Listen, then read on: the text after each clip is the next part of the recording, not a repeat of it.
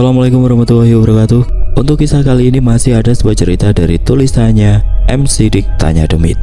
Dan untuk kisah yang akan saya bawakan kali ini, sebuah kisah yang berjudul Perang Santet Antar Toko Sembako. Sebelum kita lanjut ke ceritanya, tekan dulu tombol like video ini dan jangan lupa tekan juga tombol subscribe channel ini. Nyalakan juga lonceng notifikasinya agar tidak ketinggalan cerita-cerita lainnya. Buat teman-teman yang pengen belanja-belanja, nanti silahkan saja klik etalase yang ada di pojok kiri bawah, atau teman-teman bisa kunjungi link pembelian yang ada di kolom deskripsi. Dan seperti apa untuk kisah kali ini, langsung saja kita masuk ke ceritanya.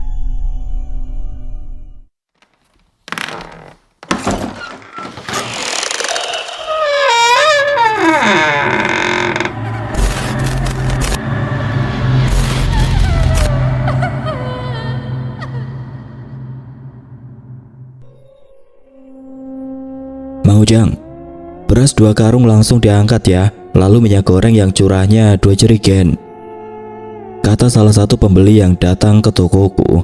Sebenarnya aku kangen dengan suara-suara itu, suara tawar-menawar para pelanggan yang berdesakan di depan etalase toko, lalu suara mesin kasir dan uang koin yang berjatuhan.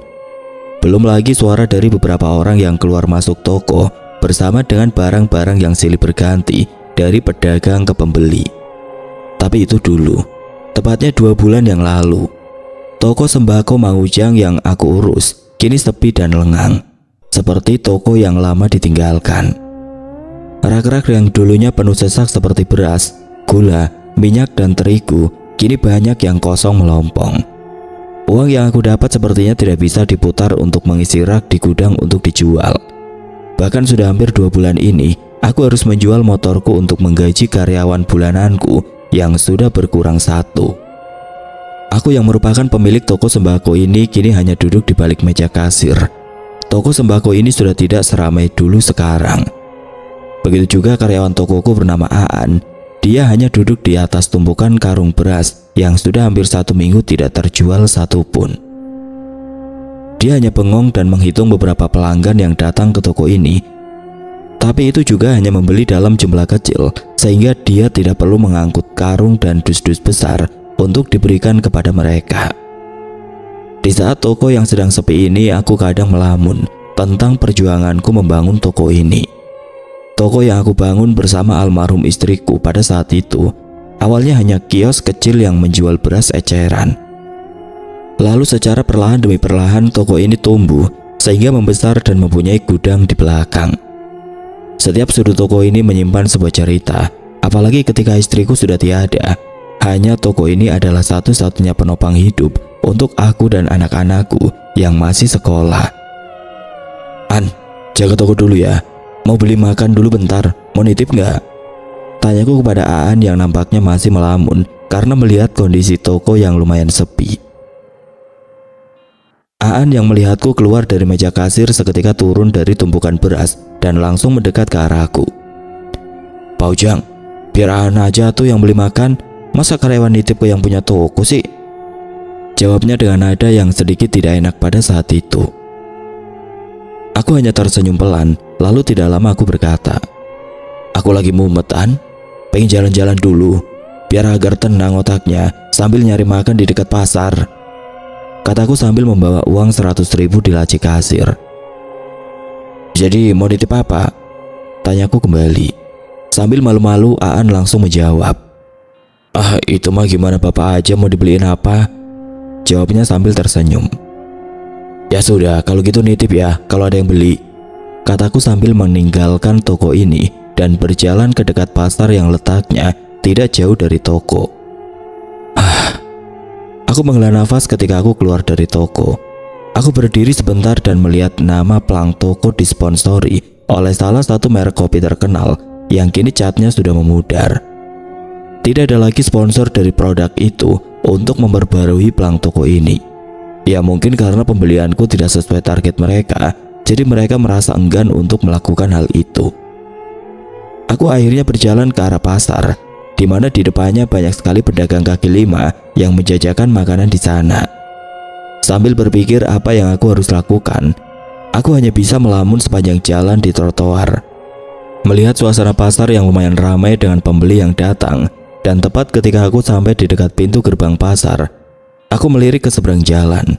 Dan di sana ada sebuah toko sembako besar yang baru saja 4 bulan ini buka. Dan kini sudah ramai dengan pembeli yang silih datang dan pergi. Toko itu milik Pak Mamat, seorang mantan kepala desa yang kini buka usaha di dekat pasar ini. Aku sadar tokonya lebih lengkap dan lebih besar daripada punyaku. Dan aku tidak menyangka, banyak sekali pelanggan yang dulu datang ke toko kini mulai pindah ke toko milik Pak Mamat itu. Aku bisa melihat bagaimana ramainya toko itu. Karung-karung beras dan terigu nampak keluar dari toko dan diangkut ke mobil-mobil para pelanggan. Lalu beberapa juga dari mereka menumpuk jajanan pasar untuk dijual kembali dan diikat di motor yang terparkir di depan toko. Suasana itu seperti suasana yang terjadi di tokoku beberapa bulan yang lalu, dan aku seperti iri akan hal tersebut, sehingga aku hanya bisa memandanginya dari kejauhan dan berpikir bagaimana caranya agar tokoku bisa kembali seperti itu. Aku pun kembali jalan dan mampir di tukang kupat tahu yang ada di dekat pasar. Aku sengaja memesan 1 porsi kupat tahu untuk aku makan di sana, sambil melihat kondisi toko milik Pak Mamat yang ramai itu. Beberapa kali aku berpikir untuk menarik kembali para pelanggan selama beberapa bulan ini, dari mulai promo dan memangkas keuntunganku, lalu membuat banner besar agar pelanggan kembali berbelanja di tokoku. Namun semuanya sia-sia, entah karena toko itu lebih bagus dan lebih lengkap, atau memang karyawannya lebih cekatan dibanding dengan Aan. Tapi hal itu langsung ditepis oleh pikiranku sendiri untuk masalah barang-barang yang dijual. Itu nggak jauh beda dengan toko miliknya, bahkan harganya bersaing dan bahkan bisa lebih murah. Masalah karyawan siapa sih yang nggak tahu Aan? Dia adalah orang paling cekatan, bahkan sudah terkenal sampai ke pasar. Tapi nggak tahu kenapa tokoku masih sepi-sepi saja dan mereka tidak pernah kembali datang ke tokoku pada saat itu. Aujang, ngelamun saja. Itu isi kupatnya sudah habis dan mau diambil piring kosongnya, kata penjual kupat tahu yang menepuk pundakku pada saat itu. Iya maaf, kataku sambil menyerahkan piring kosong yang aku pegang. Aku benar-benar tidak sadar bahwa aku melamun begitu lama di tukang kupat tahu itu, sehingga aku pun langsung membayar pesananku dan membawa 1 kresek kupat tahu untuk aku berikan kepada Aan. Setelah sampai ke toko, aku masih melihat Aan hanya duduk dan bengong di depan toko. Ketika aku memberikan kresek kupat tahu itu, aku bertanya kembali kepadanya, "An, ada yang datang kah?" Aan hanya menggelengkan kepalanya. Lalu tidak lama aku menepuk pundaknya dan berkata, "Oh ya sudah, kamu makan dulu Ki, di belakang. Biar sekarang aku yang jaga tokonya saja."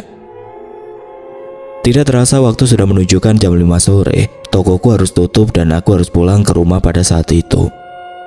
Aan sudah pamit duluan ketika dia sudah menutup toko, dan aku seperti sedikit malas untuk pulang ke rumah, sehingga aku mampir kembali ke warung kopi yang ada di belakang pasar. Terlihat ada beberapa pedagang lain yang nongkrong di sana, karena tempat itu adalah satu-satunya tempat bagi kami, para pedagang, untuk berkeluh kesah setelah seharian berdagang pada saat itu. Maujang, tumben nongkrong dulu, gak langsung pulang seperti biasa, kata Mang Sobur, seorang pedagang ikan yang menyapaku ketika aku datang ke sana. Aku hanya tersenyum pelan sambil memesan 1 gelas kopi hitam dan duduk di salah satu meja yang berada dekat dengan mereka. Aku pun menjawab, "Iya nih, lagi mumet saja. Toh kalau pulang juga pasti si Bungsu malah bikin repot karena lari-larian di rumah." Bu Romla yang kebetulan pemilik warung kopi langsung menepuk pundaknya sekalian memberikan kopi itu kepadaku. Tidak lama kemudian dia berkata dengan pelan, "Ya nongkrong aja sini, Mang. Kalau memang mumet, toh mereka juga sama mumet juga," katanya sambil tersenyum pelan. Aku pun mengangguk sambil menerima kopi itu. Tidak lama kemudian Bu Romla juga mengeluarkan gorengan hangat ke arah mejaku untuk aku santap. Warung kopi itu memang menjadi tempat bagi mereka yang ingin menenangkan pikiran atas apa yang terjadi di dalam hidup mereka. Aku bisa mendengar obrolan mereka tentang masalah yang mereka hadapi, dan beberapa orang termasuk aku seringkali memberikan solusi atas apa yang sedang terjadi. Aku juga bercerita atas apa yang terjadi pada tokoku.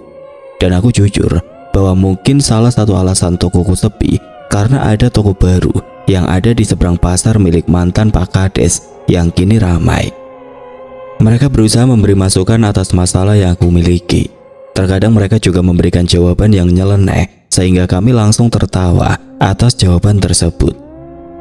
Gini Mang, kalau promo nggak jalan, gimana kalau si Aan ganti sama janda cantik? Biar pelanggan bapak-bapak bisa datang dan beli lagi. Jawab Mang Dadang sambil tertawa. Candaan-candaan itu memang bisa membuatku melupakan masalah itu sejenak. Tapi itu hanya berlaku di warung ini saja. Selebihnya ketika aku pulang, masalah itu kembali muncul. Dan aku harus memikirkan caranya agar tokoku kembali laku seperti sebelumnya. Tidak terasa sudah hampir 4 jam aku diam di sana. Beberapa dari pedagang yang duduk di sana sudah mulai pulang. Begitu juga dengan Bu Romla yang nampak sibuk beres-beres untuk tutup warungnya. Kini hanya aku dan Mang Sobur yang berada di warung itu, dan ketika dia melihat bahwa semua orang sudah pergi, tiba-tiba Mang Sobur mendekat dan berbisik kepadaku tentang solusi yang mungkin bisa aku pakai untuk toko pada saat itu. Mang, katanya sambil berbisik, kalau dagang itu harus ada pegangan, gak boleh polos-polosan dagangnya. Aku terdiam mendengar hal itu. Mataku melirik ke arah Mang Sobur dengan tatapan yang aneh. Maksudnya? Jawabku pelan. Mang Sobur tersenyum pelan melihatku kebingungan. Lalu tidak lama dia langsung berbisik kembali dan kali ini semakin pelan. Gini, aku tahu masalah kamu. Aku juga tahu kenapa toko baru itu bisa laku seperti itu. Karena bukan hanya kamu saja yang mengeluh. Tapi banyak toko sembako di pasar mengeluhkan hal yang sama. Apa kamu sadar kalau dia juga bermain licik dengan semua toko sembako yang ada di pasar ini, bahkan kepada toko-toko yang ada di sekitar pasar seperti tokomu, agar para pembeli bisa datang kepadanya? Aku semakin terdiam mendengar hal itu. Pikiranku semakin melayang ketika tokoku mulai kehilangan pelanggan secara perlahan.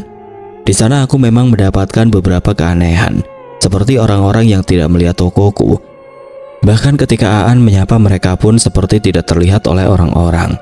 Belum lagi pasti ada kejadian aneh kepada semua pembeli yang datang, seperti uang hilanglah, motor kempes ketika sedang mengangkut karung beras. Lalu ada masalah-masalah lain sehingga salah satu karyawan yang ada di toko keluar dan menyisakan Aan seseorang yang masih menjadi karyawanku sekarang. Iya sih, kalau dipikir-pikir memang aneh juga, jawabku sambil mengangguk. Nah itu, balas Mang Sobur yang langsung memotong ucapanku. Itu juga sudah aku ceritakan ke para pedagang sembako di pasar. Tapi beberapa dari mereka masih tidak percaya. Bilangnya rezeki sudah ada yang ngatur. Tapi tetap saja kan, kalau rezeki ditutup orang, kita harus nyari cara untuk membukanya kembali. Tapi caranya gimana? Mang Sobur terdiam sejenak. Dia melirik ke kiri dan ke kanan, memastikan bahwa tidak ada orang yang mendengarnya kali ini. Pokoknya gini aja, akan aku kasih tahu apa yang harus kamu lakukan. Aku jamin tokomu akan kembali seperti semula. Memang sih, itu secara perlahan, tapi setidaknya kamu bisa menjaga tokomu agar hal-hal aneh itu tidak terjadi lagi. Yang pasti, besok tokomu titip aja ke Aan. Telepon orangnya sekarang dan tunggu aku di terminal jam 5 subuh. Karena kita akan berangkat ke salah satu tempat yang lumayan jauh dari sini. Apa yang Mang Sobur bicarakan membuatku tidak bisa tidur. Aku tidak tahu apa yang akan dia lakukan terhadap usaha tokoku. Bahkan aku sempat memikirkan hal-hal yang aneh akan hal tersebut. Tapi di satu sisi aku penasaran juga, apakah bisa hal itu membuat tokoku kembali seperti semula. Akhirnya aku pun memutuskan untuk mengikuti apa yang dia katakan. Tepat ketika jam 5 subuh aku menitipkan tokoku kepada Aan. Lalu aku pun langsung naik angkot ke terminal untuk bertemu dengan Mang Sobur. Udara yang masih dingin terasa olehku ketika aku sampai di sana.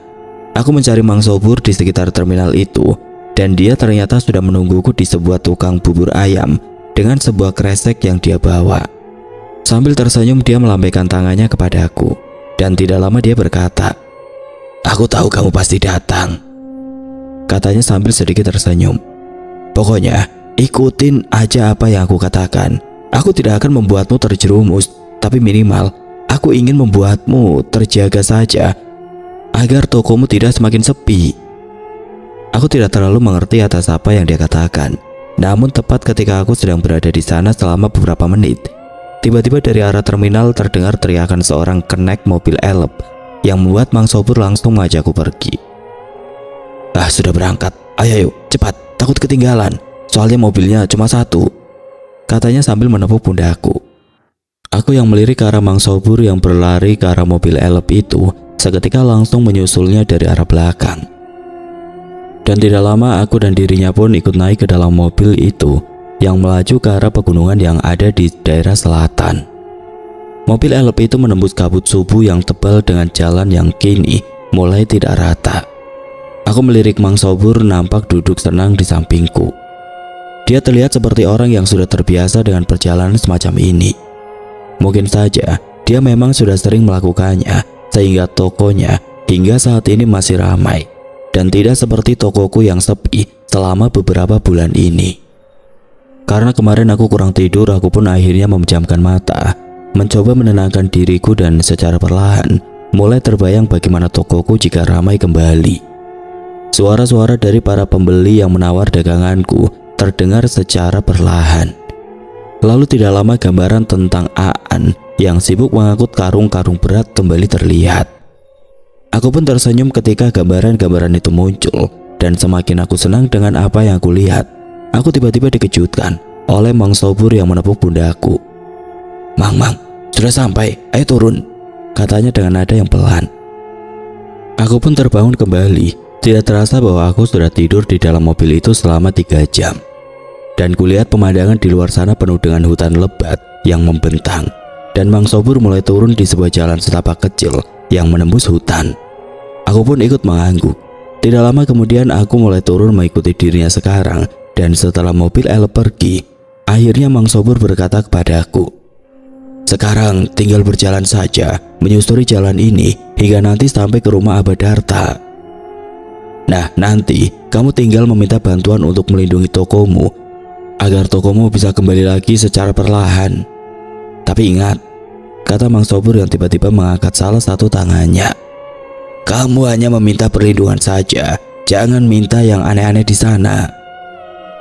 Aku mengangguk pelan. Aku tahu bahwa hal yang menjadi solusi dari Mang Sobur adalah sesuatu yang seperti ini. Karena gak mungkin jika mengajakku ke suatu tempat yang terpencil tanpa ada alasan yang jelas. Tapi Mang Sobur mengingatkan aku bahwa apa yang akan kami lakukan sekarang bisa dikatakan dalam batas aman. Sehingga dia mengingatkan bahwa permintaanku hanya diberi perlindungan saja dan tidak meminta yang aneh-aneh. Perjalanan dari pinggir jalan ke rumah Abah Darta itu terasa sangat berat. Jalanannya menanjak dan licin. Setiap langkah menguras tenaga dengan pepohonan yang menjulang tinggi di sisi kiri dan kanan. Ini benar-benar masuk ke hutan lebat, sehingga sinar matahari pun sulit untuk menembusnya. Suasana di dalam hutan ini terasa gelap meskipun hari masih siang. Suara serangga hutan dan kicauan burung yang aneh terasa mengawasi perjalananku. Hingga akhirnya aku sampai di sebuah rumah yang berada di tengah-tengah hutan. Rumah itu nampak sederhana, hanya ada halaman dan tumpukan kayu bakar yang ada di pinggir rumah. Selain itu ada banyak sekali pepohonan lebat yang mengelilinginya sehingga terasa sejuk ketika sampai di sana. Terlihat ada seorang yang duduk di teras rumah sambil memisahkan buah-buahan kering yang dia dapatkan dari hutan. Mang Sobur yang berjalan di depanku langsung menyapanya sehingga dia melirik ke arahnya pada saat itu. Aku pun berkenalan dengannya dan nampaknya apa yang aku pikirkan benar. Mang Sobur sudah beberapa kali datang ke tempat ini. Bahkan mungkin saja dia sudah membawa pedagang yang lain sebelum aku ke tempat ini. Jadi ada masalah apa lagi ini Tecu? Tanya Abah Darta dengan nada yang hangat.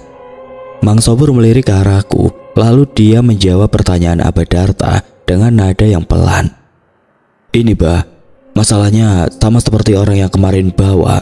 Ingin minta perlindungan saja agar tidak ada yang mengganggu usahanya. Soalnya teman saya terdampak juga ternyata. Abah Darta mengangguk pelan. Dia melirikku sebentar lalu berkata, sepertinya ini adalah korban dari orang yang sama, persis seperti orang yang kamu bawa minggu kemarin. Di sana Badarta menjelaskan apa yang sebenarnya terjadi kepada tokoku. Dan aku baru yakin bahwa Pak Mamat sebagai pemilik toko sembako besar itu melakukan sesuatu yang licik. Di sana aku langsung melirik ke arah Mang Sobur, dan di dalam hatiku aku berterima kasih kepadanya karena dia sudah membawaku ke sini. Akhirnya Badarta membawaku ke dalam rumah, dan kresek yang dibawa oleh Mang Sobur diberikan ke Badarta untuk dijampi-jampi olehnya. Di dalam kresek itu rupanya ada kembang 7 rupa, 2 botol air, juga benda-benda yang tidak aku mengerti.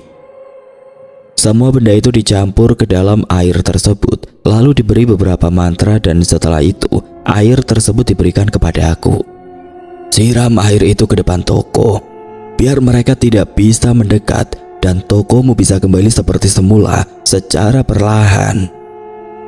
Tapi jangan kaget apabila ada sesuatu yang terjadi ya, karena orang-orang seperti itu akan melakukan beberapa cara agar dia bisa menang dalam segala hal dalam hidupnya. Kalau kamu ingin lebih, kamu bisa datang lagi, dan aku akan memberikan sesuatu yang lebih agar kamu merasa puas. Aku mengangguk pelan di depan Badarta.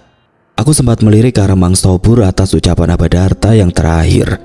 Tapi Mang Sobur menggelengkan kepalanya seperti tidak setuju dengan apa yang dikatakan oleh Badarta pada saat itu. Setelah perjalanan panjang menuju Badarta, akhirnya aku melakukan hal yang disarankan olehnya, yaitu menuangkan air itu di depan tokoku. Benar saja tidak lama kemudian beberapa orang nampak berhenti di depan tokoku, lalu motornya terparkir di depan dan masuk ke dalam toko sambil berkata, "Akhirnya buka lagi Mang tokonya, kirain tutup terus, soalnya tiap lewat tokonya selalu tutup." Aku merasa kaget dengan ucapan dari pembeli itu. Ternyata ucapan dari Mang Sobur dan Badarta adalah benar. Ada yang menggunakan cara licik agar tokoku sepi pembeli, dan orang-orang yang ingin membeli di toko dibuat seolah-olah tokonya tutup, sehingga dia pergi ke toko yang baru itu. Marah, kesal, kecewa, itu semua tercampur di dalam pikiranku. Aku merasa menyesal karena aku baru menyadari baru-baru ini. Setelah kejadian itu aku mulai berpikir kembali bagaimana aku bisa membalas perbuatannya, karena tidak mungkin aku bisa berdiam diri saja. Akibat air yang diberi oleh Badarta, para pembeli itu akhirnya kembali datang dan mulai berbelanja kembali. Tapi hal itu belum bisa membuatku puas akan hal tersebut. Aku ingat ucapan dari Badarta bahwa dia menawarkan sesuatu yang lebih atas apa yang aku alami. Dan di sana aku sadar bahwa mungkin saja sesuatu yang lebih itu adalah pembalasan dari apa yang sudah aku rasakan selama beberapa bulan ini. Sehingga tokoku hampir bangkrut karena tidak ada pembeli. Di sana aku juga ingat ucapan Mang Sobur agar tidak meminta hal yang aneh-aneh kepadanya. Tapi hal itu tertutup oleh emosiku yang memuncak atas semua ucapan dari para pelanggan yang berkata bahwa tokoku seperti dibuat tutup oleh pandangan mereka, sehingga mereka mendatangi toko yang lain. Tanpa menunggu lebih lama, di keesokan harinya aku kembali menemui Badarta, dan di sana Badarta seperti sudah mengetahui bahwa aku kembali ke tempatnya untuk meminta sesuatu yang lebih. "Jadi sekarang mau minta apa?" tanya Badarta. Aku akhirnya jujur di sana. Aku sudah mengetahui bahwa para pembeli seperti melihat tokoku tutup, sehingga selama beberapa bulan ini mereka hanya lewat dan belanja di toko milik Pak Mamat. Badarta mengangguk pelan. Dia terdiam sebentar dan menatapku secara perlahan. Lalu tidak lama dia berkata, "Kamu harus melakukan ritual ini tepat di belakang tokomu. Dan setelah itu, kamu sebarkan abunya di toko sainganmu, agar selain para pembeli itu kembali kepadamu, dia akan mendapatkan sesuatu yang bisa membuatnya mendapatkan karma atas apa yang dia lakukan." Badarta menjelaskan dengan detail apa yang harus aku lakukan dan apa saja syarat-syaratnya dan mantra apa saja yang harus aku baca di selembar kertas yang dia tulis. "Aku tidak bisa membantumu secara langsung karena aku tidak mau menerima konsekuensi atas persainganmu, sehingga aku hanya bisa memberitahu caranya." Aku pun mengangguk dan menerima apa yang dikatakan. Badarta sengaja memberikan cara tanpa resiko, di mana tidak perlu ada tumbal manusia atau hal-hal lain yang membuat keluargaku tersiksa. Tapi aku harus mengeluarkan uang lebih untuk syaratnya, dan aku tidak peduli dengan hal itu, selama hal itu bisa membuat semuanya kembali seperti semula.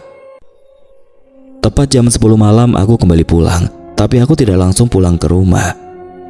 Dari terminal itu aku langsung kembali ke toko dan melakukan apa yang Abah Darta katakan pada malam itu.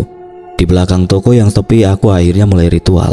Aku sudah membeli bahan-bahan yang Abah Darta katakan ketika perjalanan pulang ke toko ini. Di sana aku membeli beberapa kemenyan yang aku bakar sekarang. Aromanya terasa menusuk hidung ketika aku membakarnya. Setelah itu aku menyembeli ayam cemani yang aku dapatkan dari kenalan Abah Darta. Bau anyir darah seketika bercampur dengan bau kemenyan tercium ke seluruh toko. Setelah itu aku membuka kembali catatan yang ditulis oleh Abah Darta dan terlihat sebuah mantra dengan bahasa Sunda kuno yang harus aku baca selama ritual ini berlangsung. Aku mencoba untuk membacanya, tapi tidak terjadi apa-apa pada saat itu. Entah karena aku tidak bisa membacanya dengan benar atau ada syarat yang tidak terpenuhi. Aduh, aku lupa. Foto tokonya belum ada, kataku dengan nada yang pelan. Aku menghentikan ritual itu untuk sementara, lalu memfoto toko Pak Mamat sambil mengendap-endap dari seberang jalan.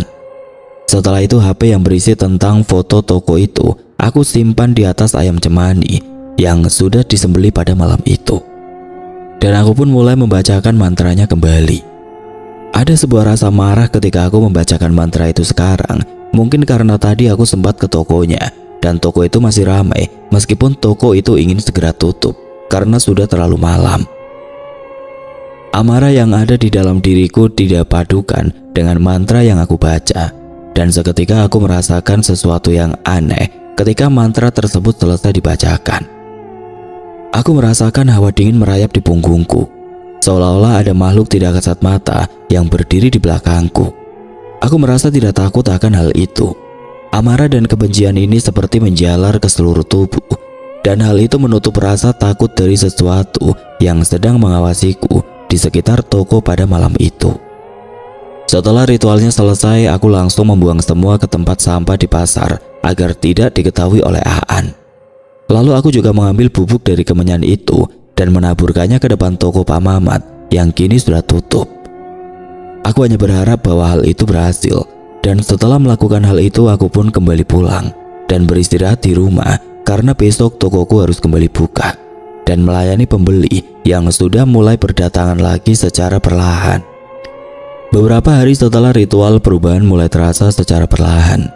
Pembeli yang tadinya menghilang kini kembali. Mereka awalnya terlihat canggung dan ragu-ragu, tapi lambat laun jumlahnya mulai bertambah.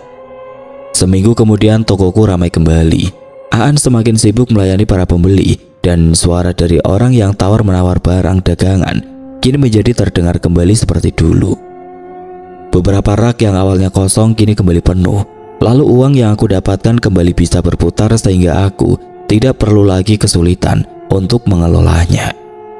Aku sempat mendengar bahwa beberapa pembeli yang datang kembali ke tokoku karena merasa tidak nyaman ketika mereka berbelanja di toko Pak Mamat.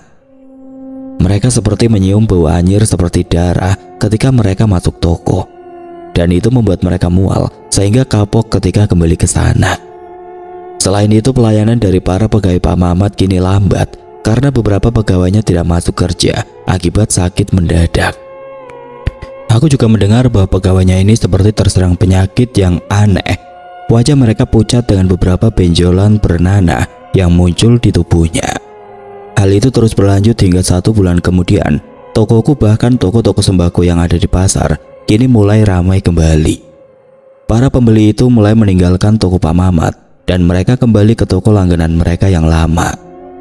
Cerita-cerita tentang keanehan Pak Mamat selalu terdengar, bahkan dari tukang kupat tahu yang menjadi langgananku ketika aku makan siang. Katanya, barang dagangannya kini sering busuk dan berbelatung. Kadang karung-karung berasnya seperti digerogoti tikus-tikus besar yang muncul entah dari mana. Tapi ketika dicari, tikus-tikus itu mendadak menghilang dan tidak pernah ditemukan. Jujur aku merasa puas karena ternyata sepinya para pembeli di tokoku kini berimbas juga kepadanya. Tapi kepuasan itu tidak berlangsung lama. Tepatnya ketika 2 bulan berlalu, sesuatu terjadi kembali dalam tokoku. Di Di saat aku sedang menatap barang di etalase di pagi itu, tiba-tiba seperti ada yang memukul kepalaku. Awalnya aku merasa bahwa ada dus yang terjatuh dari atas, tapi ketika aku melihatnya tidak ada apapun di atas sana. Setelah kejadian itu kepalaku tiba-tiba berputar hebat, pandanganku kabur dengan perutku yang mual. Setelah itu aku ambruk ke lantai dengan tubuhku yang mendadak kaku di pagi itu. Aan yang sibuk memasukkan karung-karung beras dari luar tiba-tiba panik dan mencoba membangunkanku.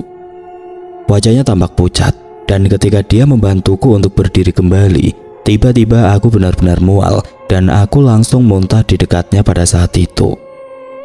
Semua makanan yang sempat aku makan ketika sarapan tadi keluar semua, namun selain itu ada sesuatu yang lain keluar dari dalam mulutku, yaitu darah segar yang menjijikan. Baunya seperti bangkai tikus, dan hal itu membuatku semakin mual, sehingga aku beberapa kali aku muntah hingga tubuhku lemah dan tidak berdaya.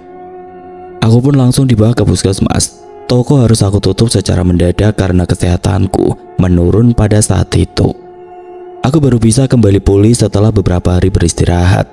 Tapi ketika aku membuka toko, aku kembali lagi merasakan hal yang sama. Dan aku kembali muntah dengan muntah darah busuk yang keluar dari dalam tubuhku. Aku harus kembali ke puskesmas, dan Aan yang curiga atas apa yang terjadi kepadaku seketika berkata, "Pak, apa mungkin ada yang ngelakuin hal aneh ke tubuh Pak Ujang? Karena setelah toko ramai, Pak Ujang jadi seperti ini." Aku hanya menggelengkan kepala seperti tidak mengetahui hal itu. Tapi di dalam hatiku aku tahu bahwa itu ulah Pak Mamat untuk mengambil pelanggannya kembali dari tokoku, sehingga membuatku seperti ini. Aku pun akhirnya memutuskan untuk menutup kembali toko itu sambil mencari cara agar aku bisa membalas perlakuan itu dengan hal yang lebih kejam.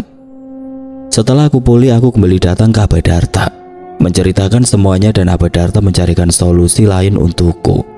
Kali ini aku harus melakukan ritual di tempat yang sudah dia tentukan, tentunya dengan persyaratan yang lebih banyak dari apa yang aku lakukan beberapa bulan kemarin. Aku mengambil tabungan anakku, lalu membelikan beberapa kambing sebagai syarat ritual itu, belum lagi beberapa kemenyan, lalu sesajen lengkap beserta benda-benda aneh yang tidak aku mengerti. Aku mempersiapkan semuanya selama beberapa hari. Dan ketika semuanya siap, aku melakukan ritual di tempat yang sudah ditentukan dengan arahan Abadarta. Setelah itu aku kembali memberanikan diri untuk membuka toko. Aku hanya diam dan tidak melakukan apapun sampai siang hari. Dan ketika aku sadar bahwa aku tidak muntah dan mual seperti yang terjadi beberapa hari yang lalu, berarti ritual yang aku jalani bekerja dengan baik. Di hari itu tidak ada pembeli yang datang, tapi ketika besoknya aku melihat beberapa pembeli datang secara bersama-sama karena katanya toko Pak Rahmat mendadak tutup. Aku mencari tahu kenapa toko Pak Rahmat tutup. Katanya ada salah satu pegawainya yang tertimpa tumpukan karung besar yang membuat dirinya kritis, sehingga harus dibawa ke rumah sakit. Aku kembali merasa puas karena apa yang aku lakukan kembali berhasil membuat toko itu tutup untuk sementara. Tapi hal itu rupanya hanya terjadi selama beberapa hari. Karena ketika toko Pak Rahmat kembali dibuka, di saat itu pula aku merasakan sakit yang lebih parah atas apa yang aku alami dulu. Kepalaku seperti ditusuk-tusuk sehingga aku merasa benar-benar pusing. Selain itu tubuhku mendadak demam dan mual sehingga aku kembali muntah darah di depan toko pada saat itu. Bukan hanya itu saja, aku terkadang diganggu ketika di rumah. Aku beberapa kali melihat listrik di rumah mendadak padam, dan setelah itu aku melihat ada beberapa bayangan menyerupai kuntilanak melotot dari luar rumah dengan suara tawanya yang melengking. Hal itu tentu saja dibalas olehku. Aku melakukan ritual yang lebih gila, tentunya dengan syarat yang lebih aneh. Aku sampai menggadaikan rumahku untuk membeli seekor sapi dan membakarnya hidup-hidup di sebuah tempat yang jauh dan terpencil untuk melakukan ritual lain atas saran Abadarta. Setelah ritual itu selesai, aku mendengar bahwa toko Pak Rahmat mendadak konsleting listrik sehingga gudangnya terbakar. Beberapa pembeli panik dan berhamburan keluar dari tempat itu, dan puncaknya toko Pak Mamat terbakar habis seperti seekor sapi yang sengaja aku bakar di dalam ritual tersebut. Aku senang akan hal itu. Penderitaan yang dialami oleh Pak Mamat sekarang tidak akan bisa dibangun lagi dalam waktu cepat. Sehingga aku sudah menang dalam hal ini. Aku tidak lagi khawatir kehilangan pelanggan dan toko yang aku bangun akan kembali ramai seperti dahulu kala. Tapi kesenangan yang aku rasakan di hari itu secara tiba-tiba harus kandas. Karena tepat di hari esoknya sesuatu terjadi. Tepat ketika aku datang ke toko, aku melihat Aan berdiri diam di gudang. Dia tidak melakukan apapun, seperti beres-beres toko atau menyapu sampah-sampah yang berserakan di lantai. Aku mencoba tanya kepadanya apa yang sebenarnya terjadi, dan ternyata dia langsung melirik ke arahku. Kedua matanya melotot tajam, lalu dia tersenyum pelan dengan wajahnya yang miring secara perlahan. Setelah itu dia tiba-tiba berlari, dan tidak lama kemudian dia menabrakkan diri ke arah truk yang melintas tepat di tengah-tengah jalan. Brak! Tubuh Aan terpental, tubuhnya langsung menghantam ke tanah dengan luka yang menganga. Aan langsung kritis sehingga dia harus dibawa ke rumah sakit yang ada di pusat kota untuk diperiksa. Hal itu tentu saja membuatku semakin marah. Dia sudah mulai menyerang Aan yang tidak tahu apa-apa tentang hal ini. Sepertinya aku belum menang. Aku harus melakukan sesuatu yang lebih karena dia sudah berani membuat pegawai tokoku kini harus dirawat di rumah sakit dengan tubuhnya yang luka parah. Aku kembali datang ke Abadarta untuk menceritakan semuanya. Dia berkata bahwa jika saja aku yang pertama datang ke toko itu, mungkin saja aku yang jadi korban. Tapi karena Aan yang datang, maka dia yang diincar, sehingga dia yang menjadi korban akan hal tersebut. Aku semakin marah mendengar hal itu. Di sana aku meminta sesuatu yang bisa membuat Pak Rahmat bisa membayar atas apa yang terjadi di hari ini. Dan Abadarta menyanggupinya, tentunya dengan biaya yang tidak sedikit. Surat rumah sudah aku gadai, dan hanya tersisa surat toko dan beberapa surat dari kendaraan yang aku punya. Emosiku sudah memuncak. Aku sudah tidak peduli dengan apa yang akan terjadi ke depannya. Aku harus menyelesaikan semuanya, dan aku belum puas apabila dia tidak mendapatkan hal yang lebih parah dari apa yang terjadi terhadap Aan. Bahkan kalau bisa aku ingin membuatnya meninggal. Surat-surat toko, BPKB kendaraan, semuanya aku gadaikan, dan uang itu aku pakai untuk membeli syarat-syarat yang lebih mahal dari ritual sebelumnya. Tempat yang aku tuju pun semakin jauh, bahkan itu bisa menembus 1 hari perjalanan.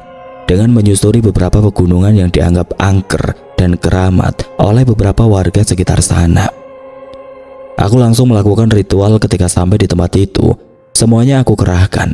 Kebencian yang ada di dalam diriku aku keluarkan ketika aku membacakan mantra. Bahkan aku mengeluarkan sumpah serapah agar Pak Rahmat bisa mati dengan cara yang menyedihkan. Benar saja, ketika aku kembali aku mendengar kabar bahwa Pak Rahmat jatuh sakit. Dia mendapatkan penyakit kulit dan hal itu menular kepada seluruh keluarganya. Aku merasa bahkan sakit saja tidak cukup. Dia harus mati dan aku harus melakukan ritual lain agar hal itu terjadi. Tapi tepat 1 hari setelah kejadian itu, aku terbangun dengan tubuh yang terasa remuk, seolah-olah bahwa tubuhku sudah dipukuli secara brutal oleh beberapa orang. Tubuhku dipenuhi oleh ruam merah yang mengeluarkan cairan lengket dan gatal yang tidak tertahankan. Dan kepalaku berdenyut hebat, seolah-olah ada yang menggerogotiku dari dalam. Aku mencoba bangkit tapi kakiku terasa lumpuh. Aku seperti tidak mampu menopang tubuhku, dan ketika aku berhasil mengerangkak keluar, di sana sudah ada Mang Sobur dan anak-anakku yang menangis terseduh-seduh. Mereka seperti kaget ketika melihatku, dan ternyata aku baru sadar bahwa ternyata aku sudah tidak sadarkan diri selama 3 hari. Dan ketika Mang Sobur datang, aku baru bisa terbangun. Istriku berkata bahwa kejadian itu bermula ketika aku mendadak pingsan di toko. Entah apa yang terjadi, tapi hal itu membuat semua pembeli yang datang panik, sehingga aku harus dibawa ke rumah. Setelah itu aku tidak sadarkan diri selama beberapa hari, sehingga Mang Sobur menjengukku dan aku seketika bisa sadar kembali. Aku melihat Mang Sobur menatapku dengan tatapan yang marah. Dia melirik ke arah istri dan anakku, lalu setelah itu dia berkata, "Neng, mendingan Neng bawa anak-anak keluar dulu, karena ada sesuatu yang harus aku obrolkan ke Mang Ujang." Tanyanya dengan nada yang serius. Istri dan anakku mengangguk pelan. Mereka semua langsung keluar rumah dan meninggalkan mereka berdua. Mang Sobur mendekat secara perlahan, lalu tidak lama dia mendekat sambil berteriak, "Aku sudah bilang, Jangan minta aneh-aneh di sana. Lihat itu, kamu dan usahamu jadi hancur sekarang. Kalian berdua saling menghancurkan dan itu tidak akan berhenti sampai salah satu dari kalian mati. Aku benar-benar kaget ketika Mang Sobur marah atas apa yang kulakukan. Dia sebenarnya sudah curiga atas apa yang terjadi dengan kedua toko itu, tapi dia tidak merasa bahwa akan seperti ini jadinya. Mang Sobur awalnya berpikir bahwa ini hanya berakibat kepada kedua toko itu dan akan selesai ketika salah satu dari toko mereka tutup. Tapi lama-kelamaan ini malah menjadi masalah personal dan saling menjatuhkan. Di sana aku baru sadar bahwa aku sudah salah. Tujuanku semakin melenceng dari apa yang aku inginkan. Aku seperti sudah tidak peduli lagi dengan keuntungan toko. Aku juga sudah tidak peduli lagi ketika semua surat-surat rumah dan BPKB kendaraan digade untuk ritual itu. Semuanya aku lakukan untuk memuaskan hasratku dan aku terjerumus kepada sebuah lubang yang dalam dan merenggut semuanya. Lebih baik kamu mundur. Toko Pak Rahmat sudah terbakar. Kalau dia masih melihat tokomu buka, apa yang kalian lakukan tidak akan pernah berakhir, kata Mang Sobur dengan nada yang serius. Mendingan sekarang cari tempat lain. Kalau perlu lebih jauh dari toko yang ada sekarang. Dan toko yang kamu punya itu bisa kamu sewakan ke orang lain agar kamu terbebas dari hal ini. Mang Sobur terdiam sebentar lalu tidak lama dia kembali berkata, sekarang kamu jangan sekali-kali lagi mendatangi Abadarta, karena dia akan mengusulkan hal yang lebih parah dari apa yang kamu alami. Perperangan ini tidak akan pernah berakhir. Bisa saja nanti bukan saja kamu yang kena, tapi keluargamu yang tidak tahu apa-apa menjadi korbannya seperti Aan. Aku sudah melihat semuanya, dan baru kali ini aku memberanikan diri untuk menasihatimu, karena mau bagaimanapun nanti akan berimbas kepada semua orang, bahkan kepada orang-orang di pasar yang tidak ada hubungannya dengan semua ini. Jadi pindahkan tokomu, mulailah lagi dari nol, dan bangun kembali toko itu tanpa harus membalas dendam atas apa yang kamu dapatkan dari Pak Rahmat. Di sana aku hanya bisa terdiam. Dengan tubuhku yang remuk ini, aku sadar bahwa ini adalah konsekuensi dari apa yang aku lakukan, dan aku juga tahu bahwa kondisi Pak Rahmat mungkin kurang lebih sama dengan apa yang aku rasakan. Aku kini sadar bahwa apa yang terjadi tidak bisa membuatnya sama seperti semula. Aku harus membayar harga yang mahal untuk menghancurkan segalanya. Dan setelah aku mendengar saran dari Mang Sobur, akhirnya aku memilih untuk mundur dan menghilang sejenak. Aku harus ke tempat lain yang lebih aman sambil memulihkan diriku sekarang, lalu memulai semuanya dari awal dan mulai menghindari hal-hal seperti ini, kecuali hanya untuk perlindungan, agar tidak ada yang mengganggu atas apa yang sedang aku bangun kembali.